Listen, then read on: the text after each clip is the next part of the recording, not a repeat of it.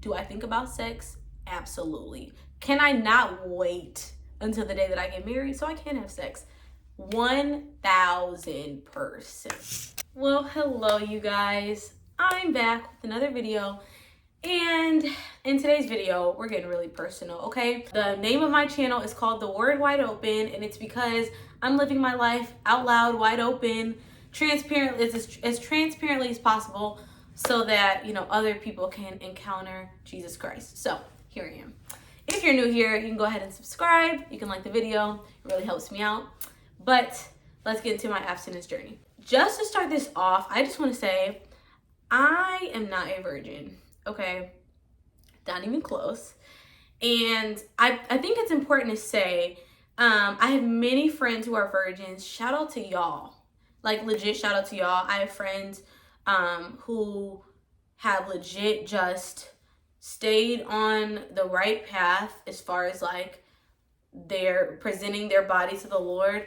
And I haven't. And so I want to talk about it because I do feel like there's a difference between waiting until you're married to have sex as a virgin versus my story, which is having sex, experiencing all the things, and then deciding to give your body to the Lord.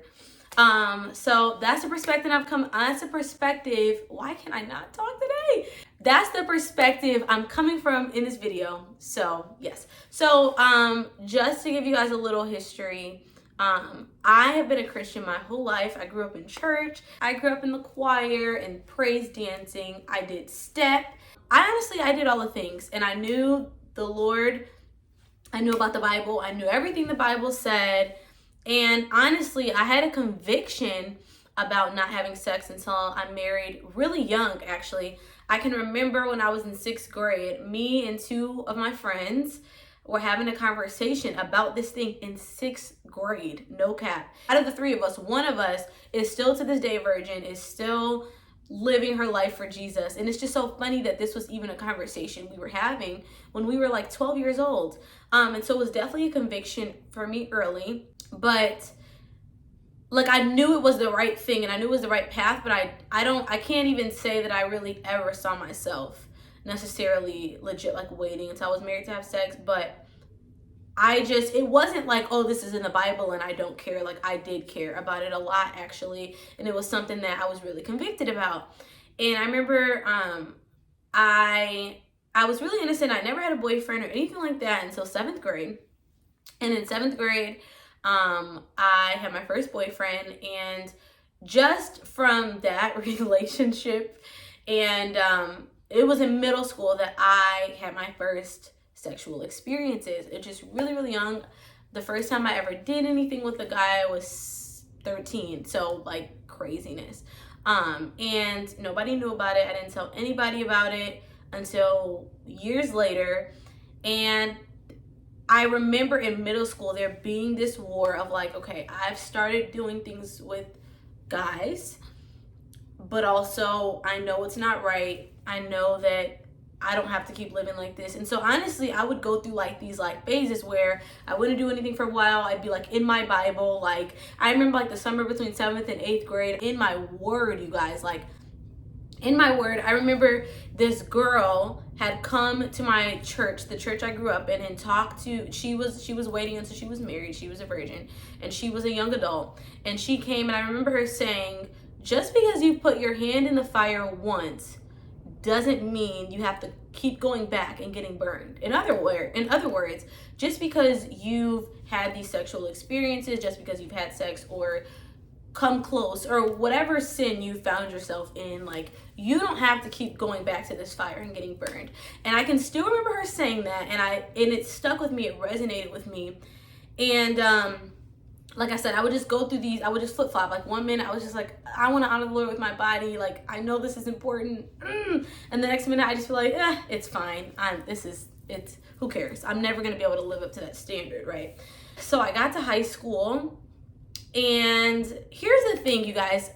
I was in a hard place because nobody knew I was doing anything with guys. I was known as like a good girl. I had the whole like church girl, good girl thing going for me. And honestly, that was a part of the problem. everybody thought I was like so innocent, whatever. And then when like because nobody knew about the stuff that was going on with me, really. Not even a lot of my friends. Honestly, I hadn't even like opened up with many of my friends about it. I kind of just kept the good girl image. It worked for me. It was fine. I didn't necessarily like have guys like approaching me to do stuff because nobody thought I was doing anything. But when I would have a more intimate relationship with a guy, when we would start talking or dating, and then they would kind of see a different side of me, it was kind of like the shock factor of like, oh, I thought you were a good girl, but you're into this other stuff. And it was kind of like, it was kind of like the shock factor, and it kind of worked for me every single time, if that makes sense. It was just like, and I feel like it was appealing to guys because it was just like, okay, here's this girl, no, like she, you know how guys are, like, you know how like, especially like high school guys, like they care about body count, they want to like have sex with every girl, but they, you know how guys are, like I'm having trouble articulating it, but it's like guys want this innocent girl, but like that's not innocent for them, if that makes sense. And so that's kind of the whole narrative I had going for myself. It worked out great. Not great, but in, you know, as far as like me having these relationships with these guys, that was just our dynamic. And honestly, you guys, it just sent me down this path. I had just been kind of like having these sexual experiences, but I actually lost my virginity when I was 16. I can still remember the day it happened. I was at church.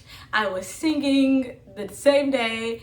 And after church, I went to a guy's house and lost my virginity. And I was like, okay, like that happened. Like I didn't tell anyone. I didn't tell a single friend for months.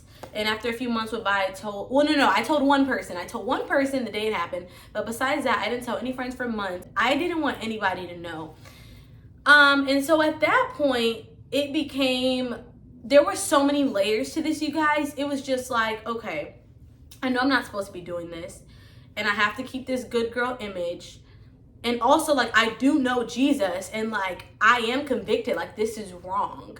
But then there's also like, well, when I start meeting new guys and dating new guys, and then they're asking me what I've done and what I haven't done, and if I'm a virgin and how many bodies I have, and then I tell them, now they have this expectation that I'm gonna do stuff with them because now they know I've done stuff with other guys. And so I'm like, okay, and if I don't keep engaging in this, then guys won't like me.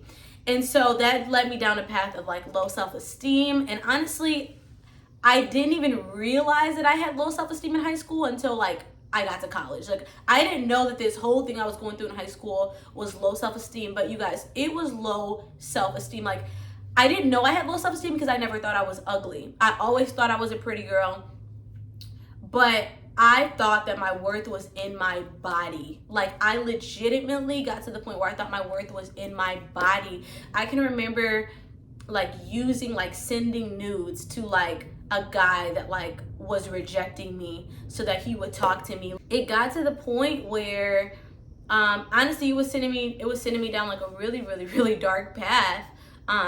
Because it was like I had to be at church. It was kind of like in like youth like leadership at church.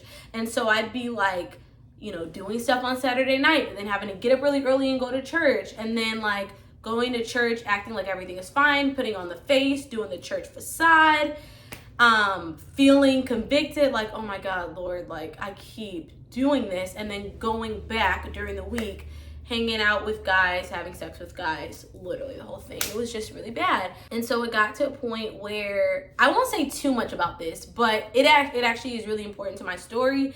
And I may speak more about this if I make a video about my entire testimony, which I really hope to do. But the last guy that I had sex with was older than me, and it's the most like trifling relationship I've ever been in. I was just treated really, really, really badly in this relationship, and nobody really knew I was in this relationship. I lied a lot because I didn't want people associating me with this person. Like it was bad. That relationship, I knew I needed to end it. And so when I ended it, I remember it was on my 18th birthday. I spent the night with this person. My parents were gone on vacation. And I, of course, took the opportunity to be sneaky. And so I spent the night with this person. And I remember that being like I'm not having sex again anytime soon. Now, yes. So just to give you context, like, how did I just like come to this overnight?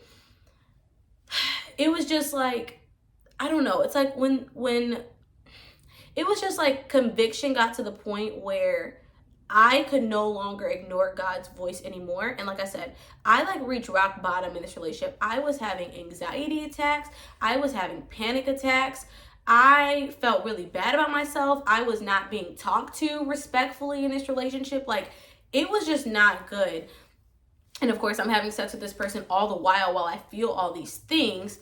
And it just got to the point where I was just like, Lord, like, I need to get out of this. Like, I have to get out of this. Like, please help me. Like, help me. And also, even before I got to this bad relationship, even the other toxic relationships I was in high school, or even like situationships, or like casual sex partner people, or whatever you want to call them, like, every time a guy would like have sex with me and then like not talk to me after, or like have sex with me and then like go back to their girlfriend, or like get my nudes and like engage me and then like go back to like not talking to me, or like whatever, like all the rejection. And that's the thing.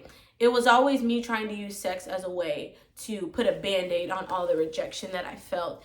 And so every time that would happen, I would just sob and sob and sob. And I'd be like, Lord, please, like, I'm so sorry. Like, please help me get out of this.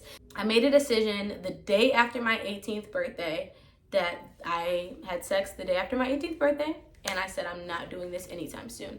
And I wanted to say I'm not having sex again until I'm married, but I could not even like muster that out of my mouth, because all I could think about is, if I don't have sex with guys, they won't like me.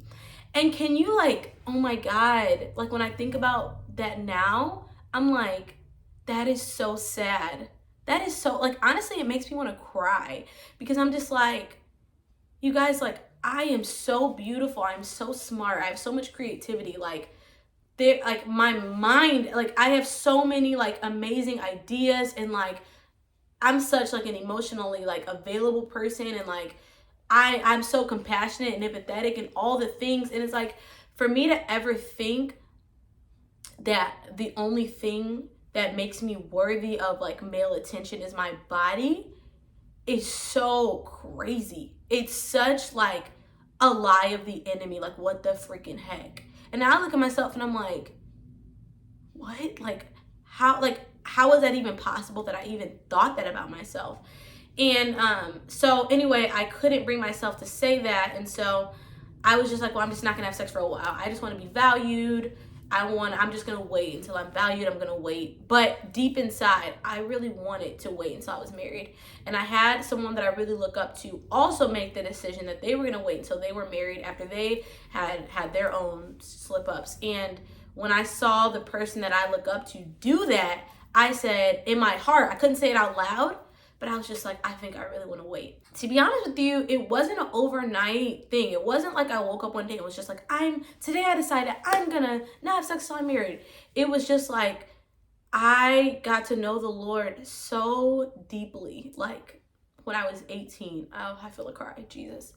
I got to know the Lord so deeply, and I just asked him to help me with my low self-esteem, and I asked him to show me my worth, and to just love on me and affirm me, and like take away all the shame that I felt, because I knew better. There's a fly in here. Oh my Lord Jesus. There's a fly in here and it keeps buzzing around, so we're just gonna ignore that. Anyway, the Lord met me so, I can't even explain the way that I met the Lord, and it changed my life. And when I really started to get to know him, I would just sit in my room and read my Bible and worship, and just be like, Lord, like, just show. I would literally just be like, Lord, like, I don't know how to worship. Show me how to worship. Like, just reveal yourself to me. I wish I knew you better. Just like, show me literally who you are. Like, I see people like worshiping and like loving you out loud, and like, I want to know like what's making those people love you like this. And he met me when I did that. And so through meeting the Lord, I started to get more involved. I went to college at this point, and I got involved in like college ministry, and I started just meeting other Christians. And it was just meeting other Christians who had the same convictions, who also didn't want to have sex, who also well, they didn't want to have sex until they're married.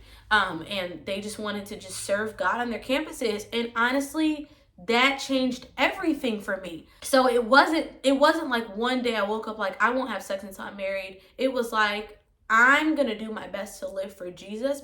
Don't focus on stopping a sin. Don't focus on stop trying to have sex. Don't focus on that.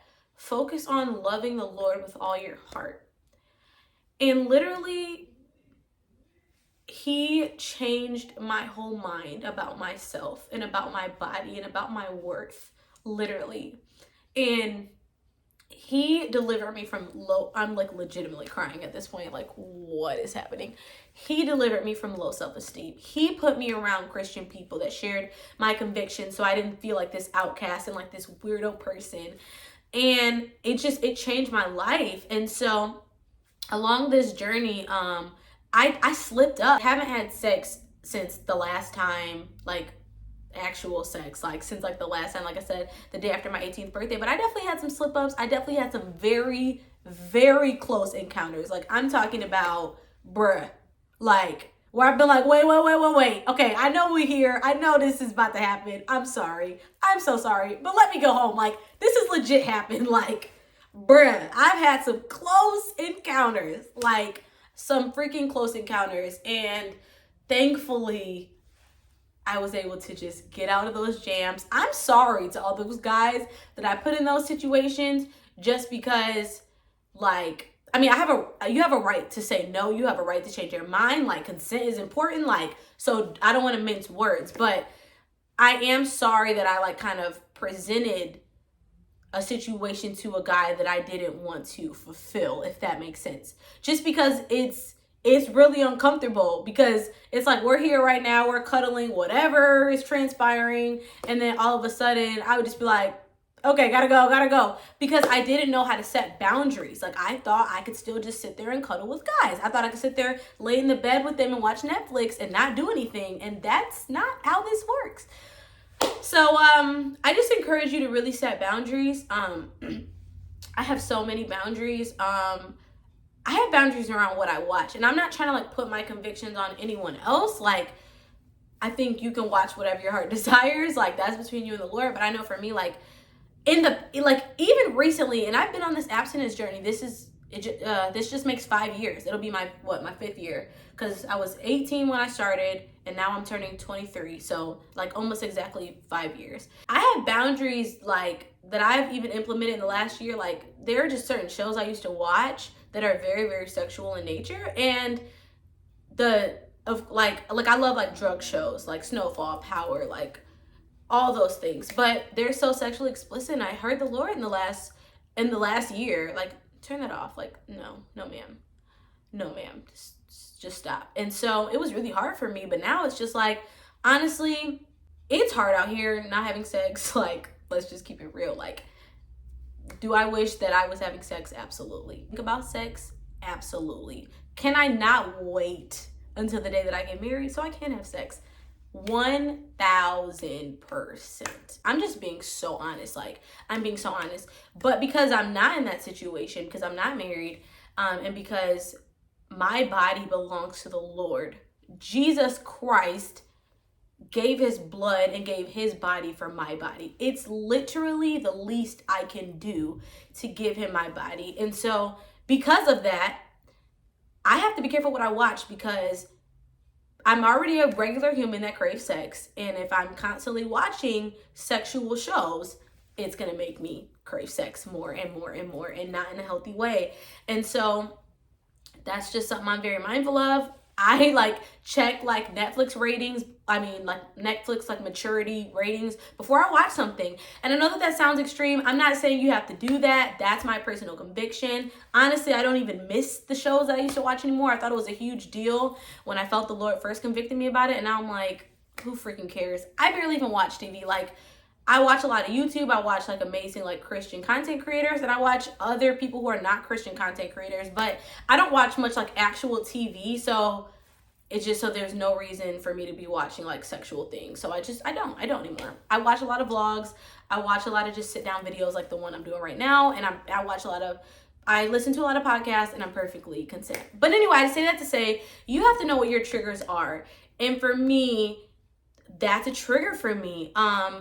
Even like when I'm talking to guys, like just I don't talk to guys late at night all on the phone at 2-3 o'clock in the morning. Like it starts getting really intimate, really romantic, and romantic is good. Like relationships, healthy male-female relationships, dating, all those things are good. But like when it's getting all romantic and you laying in the bed talking to each other and FaceTiming, sometimes the conversation can just go left, okay? Because at the end of the day, like me and the guy that I'm talking to are both horny single Christians, if I can just be honest. And we just don't need to be talking at that time of night. And so that's something that's a big one for me. Can I just say this? I need to say this. I'll make it a little closer, okay? This is actually how I remain abstinent. Trying to do everything you can but have sex does not work. So while you making out, touching all on each other, taking your clothes off, laying in the bed together, sending each other nudes, like any of those things, they're going to progress to sex because they're sexual things. And I used to think that it would just be fine and I could just like, we could do all these things and then not have sex. No, that's not how it works. Your body is after you've done all of that, your body's like, bruh, like what, like where's this going next? Like, and it's better to just go in the other direction. It's better to just keep your conversations with guys, or if you're a guy watching this with girls, pure. It's better to just get off the phone at a certain time because the conversation could get risky. Like whatever your triggers are, I'm not saying you have to like adopt my boundaries. I'm not at all saying that. But I'm saying when you know the things that trigger you, if Buddy is kissing on your neck, you're gonna want more. If Buddy's tongue is all down your throat, you're going to want more. I'm just being honest. Like we have to be real with ourselves if we actually want to be abstinent. And so that's the biggest thing. Honestly, like I said, I'm 5 years in this thing. It's not as hard as it was when I first started and it's not because I've just stopped thinking about sex. Like I said, that's far from the truth. Like I think about sex probably more than I care to admit, if I'm just being honest with you. But it's one of those things where it's not that I don't desire. I have the same sexual desire I've always had, but I don't put myself in situations where it's hard. Don't put yourself in a situation that's going to be hard for you to get out of. Self-control is not about being in the moment, doing the most you can, and then not actually having sex. Self-control is about putting boundaries in place. Like, listen, if you're talking to somebody, if you're dating somebody, if you're getting to know someone, and y'all can just say, hey, and I've had this with guys I've talked to, dated, whatever, like, hey, we like each other, we're feeling each other, we're very attracted to each other. Let's just put some boundaries in place to make sure that we can honor each other. And that goes a long way. And sorry, this video is getting so long, and I only have one more thing to say, and that's just, please, oh my goodness, please do not entertain and go on dates with guys who do not share this conviction with you. Do not date guys who are trying to find every way to have sex with you while you're saying that you're not going to take part in that. Like, do not entertain these guys who say that they're okay with it because that's what you're doing. But if at any point you said, let's have sex, like they're down this moment, or they're secretly trying to like finagle their way into your panties, sis, literally no. Like, I know it feels like there's no guys out here who would like you and respect you, but I promise you, I've met so many Christian guys who either are just my friends and I know that they're living this life, or we've actually talked and we haven't worked out or whatever, like we've just talked and maybe we didn't progress like romantically, but like while we were talking or dating or whatever, we honored each other's bodies. But let me tell you something, a person will only honor your body if they're already honoring the Lord with their body. The whole, well, I'm doing this, but he wasn't like waiting before, but now he's gonna like hop on this waiting train with me. No, ma'am, no, sis, because like I can only honor a man of God because I've honored the Lord first with my own body. Like, that's literally how it works. So this video is getting long. I'll end it here, but I say this to say, if you're a virgin and you are waiting, please keep waiting. If you're not a virgin and you're waiting, please keep waiting. Not for me, like not for any reason other than the Lord is so worthy of your body. If you've had sex and you feel the Lord's conviction and you're having sex right now, you're in a sexual relationship or whatever, or you just haven't made that decision, I truly just encourage you to fall in love with the Lord and allow him to change your desires. Like literally, that's the best way I know to go about this. But he's just worthy. There are a lot of benefits of not having sex, and honestly, I could probably talk about that some other time, but there's only one reason that I'm not having sex, and it's because the Lord is worthy. He's worthy. He shed his blood for me. He is near to me. He has forgiven me. He has stripped me of all shame and condemnation. He left his throne in heaven to come to earth to die for our sins. Like, he is endlessly worthy. And it would suck if I didn't get married, or if I got married like late, or it just whatever happened and like I couldn't like have sex anytime soon, or like ever, or like any of those things. But I'm willing to take my chances. I believe I'll get married, hopefully in the not too distant future. Like hopefully, I don't know, who knows what'll happen. But no matter what happens, I'm not like waiting for my husband. No, I'm giving my body every day to the Lord. And right now, in my single season, that looks like not having sex. And the way that I'll honor my body, the way that I'll honor the Lord with my body when I'm married is by giving my body to my husband. Honoring the Lord with my body is never going to change, but how it manifests will change when I get married. And I'm excited for the day. So, yeah, y'all pray that the Lord sends a man of God. But no, seriously, thank you guys for watching this video. It was super good to get transparent with you guys. Subscribe and all the things. And I will see you in my next video.